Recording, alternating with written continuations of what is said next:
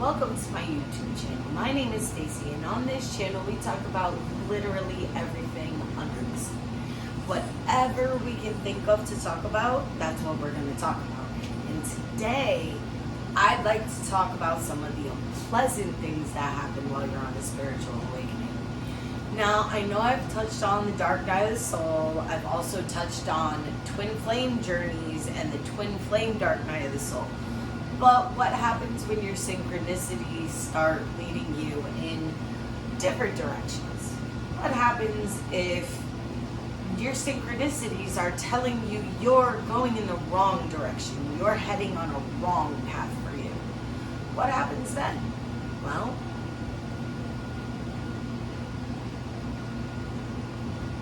you ultimately have choices to make. You can continue to head down that wrong path even though the universe is showing you sign after sign and practically smacking you in the face that is the wrong path for you to take. Or you can make a consciously aware decision to step off of that path, come back to yourself, and make a better choice. And here's what happens when you do that. When you take the choice to take a step off that path that's not going in the direction that the universe wants you to go in, and you come back to yourself and you align yourself with your inner truth and your divine guidance system, when you do that, your whole world is going to change. Your whole world will open up to you in ways that you don't even know are possible. And the reason why I say that is because, well, I've had a lot of shitty shit happen to me. Like a shit ton of shitty shit happened to me in my life. I was literally tortured from the age of 6 to 16 at the hands of a family member. And the sad thing is that when I tried to talk about it, because, you know, when you're 6, you don't know what rape and molestation is. You can just say, I was hurt. Someone hurt me. So-and-so hurt me. And when you're told to stop being so sensitive, stop making things bigger than they seem, stop doing this, stop doing that, stop doing this, stop doing that. Oh, you're overly sensitive. No, the problem is I am a sensitive person. I was a sensitive child. I was sensitive then, and I'm sensitive now. You want to know why? Because of the things that have happened to me, they made me realize that sensitivity to others' emotions, others' feelings, thoughts, even their vibrational levels, that sensitivity makes me unique. It makes me powerful in myself. I know who I am because I also know who others are around me. I can see through the false veils of egos. I can see through to the truth that's underneath there. I can see through to the hearts that are inside of people. I can see through the eyes to the soul. I know that those things are possible. But you know what? You have to know for yourself what your power is, what your possibilities are. You have to know for yourself where you come from, where you stand, what is going to work for you. And there are going to be times where you hit brick wall after brick wall after brick wall after brick wall, and that is the universe telling you to change direction, bitch. Change your fucking course of direction, bitch. You're not going in the direction that you want to go. And if you keep running into people where you keep having these repeated cycle after cycle after cycle, and it's toxic after toxic after toxic, and it's situation, person after another, and you keep having the same thing repeating itself, only the people change or the situation is in a different area.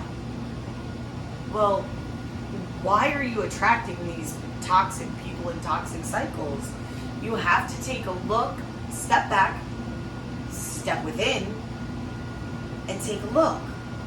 Why are these things constantly repeating in my life? What is the lesson that I need to learn? What do I need to learn right now? And when you do that, when you take a step back and you connect with that inner divine self that you are, your higher self, your divine self, that spark of the divine that lives in everybody, because, you know, everyone is divine. When you take a step back and you center and you come in alignment with who you truly are, everything in your whole life will start to change. And I'm here to show you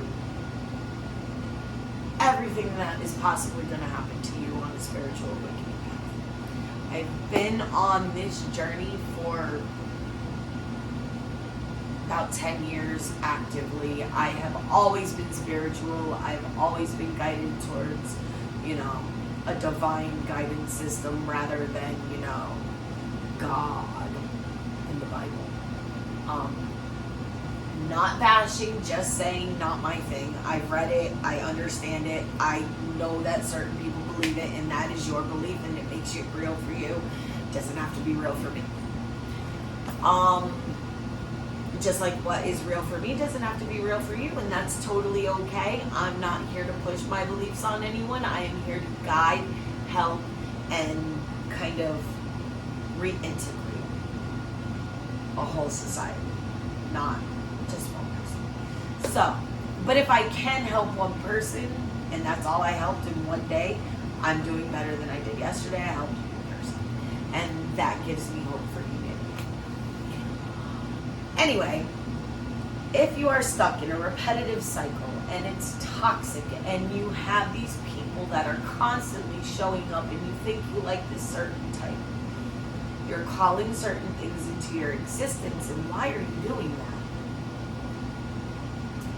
I have repetitive cycles in my life that I am closing out now because I have decided that for however long I feel like, I choose to work on myself by myself. I don't need a relationship. I don't need a partner. I don't need someone to add to my confusion or add to my self-worth issues.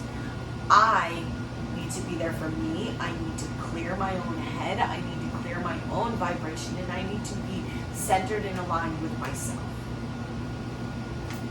You cannot be any good to anyone else, no matter what you want to do with your life or who you want to be with. You cannot be any good to anyone else if you're not good to yourself. The first step you need to take in changing those lack and scarcity mindsets, the first step you need to take is being kinder to yourself. And I understand people preach self-love, self-love, self-love, self-love. I completely understand that, and I completely understand how that can be irritating when you don't even understand how to love yourself. So, here's the thing, I'm not going to preach self-love, I'm going to preach self-kindness. So if you wouldn't talk to your best friend or your spouse or your children or even your dog the way that you talk to yourself, then you need to stop and change your words and talk to yourself kinder. Because if you wouldn't talk to other people like that, why are you talking to yourself like that? That's fucked up. That's fucked up to do to your own spirit. It doesn't matter what everyone else has said about you. What matters is what you say about you. Now, on that note, because this has been a little long and rambly, and I'm really sorry about that, but on that note, you're going to have obstacles that come in your life. You're going to have toxic people. You're going to have toxic situations.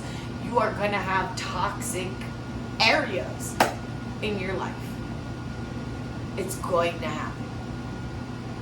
What matters is how you handle it with you.